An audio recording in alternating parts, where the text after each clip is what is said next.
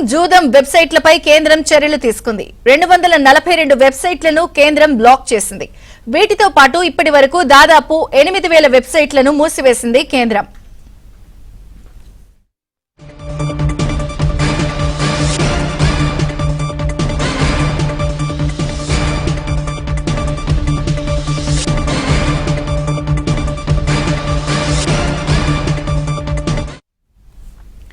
Betting జూదం ఈ వెబ్సైట్లపై కేంద్రం చర్యలు తీసుకుంది.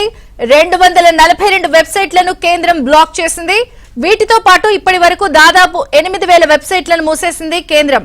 పూర్తి updates Delhi bureau chief Krishna అందిస్తారు. కృష్ణ, చంద్రిక, గత ఏడాది అక్టోబర్ లో అమల్లోకి వచ్చినటువంటి ఆన్లైన్ గేమింగ్ చట్టం కింద ఈ రోజు కేంద్ర ప్రభుత్వం మొత్తం 242 అక్రమ బెట్టింగ్ అదేవిధంగా జూదం వెబ్సైట్లను బ్లాక్ చేసింది.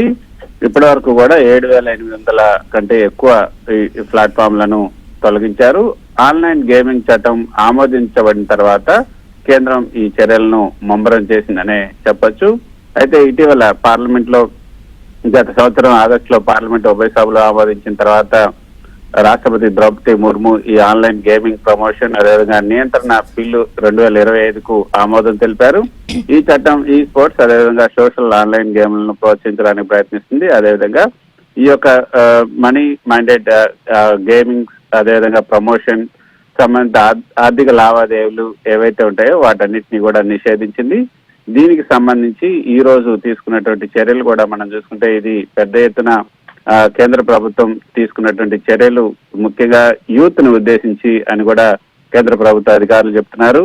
యువతను వ్యసనాల నుంచి రక్షించడం అదేవిధంగా సామాజికంగా జరిగే నష్టాన్ని కూడా అడ్డుకోవడమే కేంద్రం యొక్క లక్ష్యం. అందుకే ఈ యొక్క అక్రమ వెబ్సైట్లను బ్లాక్ చేస్తున్నాం. 2022 నుంచి ఇప్పటి వరకు కూడా సుమారు 8,000కు పైగా అక్రమ బెట్టింగ్ అదేవిధంగా గ్యాంబ్లింగ్ వెబ్సైట్లు యాప్లపై కూడా చర్య తీసుకున్నారు. తాజాగా ఈ 242 వెబ్సైట్ లింకులను ఈ రోజు బ్లాక్ చేయడం జరిగింది. అయితే ఎందుకు బ్లాక్ చేయడానికి ప్రధానమైన కారణాలు యువత బెట్టింగ్ అదేవిధంగా ఆన్లైన్ చూడడానికి బానిసలు అవుతున్నారు. కుటుంబాలు కూడా ఆర్థికంగా నష్టపోతున్నాయి. విదేశీ బెట్టింగ్ సైట్లు ఏవైతే అవి జిఎస్టీ ఇతర పన్నులు కూడా ఎగ్గొడుతున్నాయి. సోషల్ మీడియా ద్వారా తప్పుదారి పట్టించే ప్రకటనలు కూడా చేస్తున్నారు. దీంతో సెలబ్రిటీలు కూడా ఈ యొక్క యాప్లకి ప్రచారం చేస్తున్నారు. సైబర్ నేరాలు మనీ లాండరింగ్ కూడా అవకాశం ఉంది.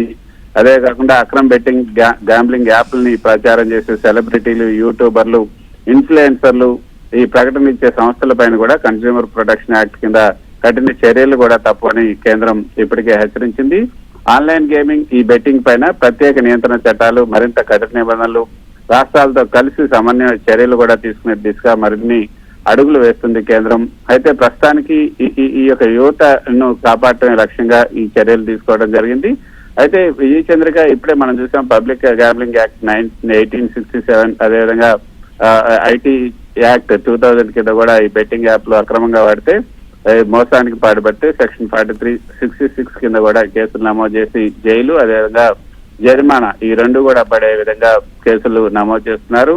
మనీ లాండరింగ్ కేసులు కూడా బెట్టింగ్ ద్వారా వచ్చినటువంటి డబ్బుని అక్రమ మార్గాల్లో మార్పిడి చేసి విదేశాలకు తరలిస్తున్నందుకు ఈడీ కూడా కేసు పెడుతుంది. 7 సంవత్సరాల వరకు కూడా జైలు శిక్ష విధిస్తుంది.